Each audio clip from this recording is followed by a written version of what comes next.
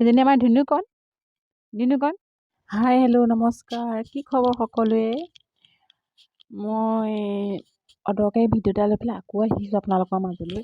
অদৰকাৰী বুলিয়ে কৈছোঁ, আপোনালোকে লাইক চাইক যে নকৰে, চাই পেলাই স্কিপ কৰি গুচি আহি যায়, সেইকাৰণে অদৰকাৰী বুলিয়ে কৈছোঁ আৰু। এয়া আহিছোঁ নতুন ব্লগ এটা লৈ পেলাই। আহি চাগে ভাবে যায় জখিনীজনী হৈ পেলাই ওলাইছে। ওঠত নাই লিপষ্টিক, চকুত নাই কাজল, মুখত নাই ক্ৰীম, চুলিকাল মেলিলে জখিনীজনী হৈ ওলাইছে।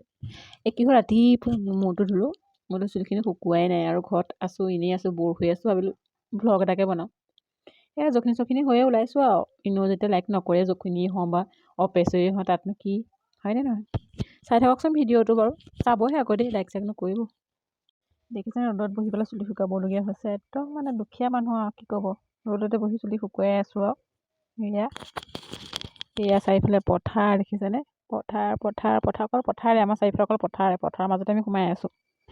এয়া গোহালি, এয়া তোমাৰ ভঁৰাল।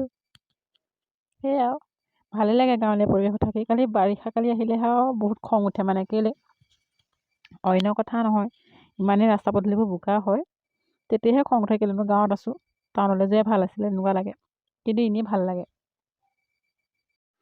এজনী আমাৰ ধুনুকণ,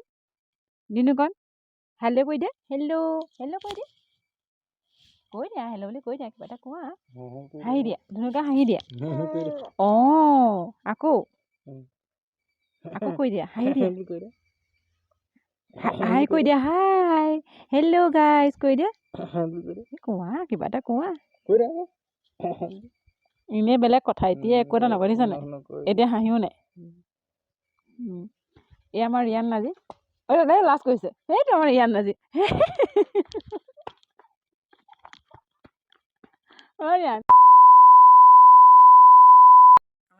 বায়ে কি কৈছা তুমি কি কৰিছা? গছৰ পৰা ফুল ছিঙি আনি এয়া আমাক খোপাত লগাত ব্যস্ত। ফুল ছিঙিব নাপায় বুলি মই সদায় কৈয়ে থাকোঁ, কিন্তু নুশুনে, হয়নে?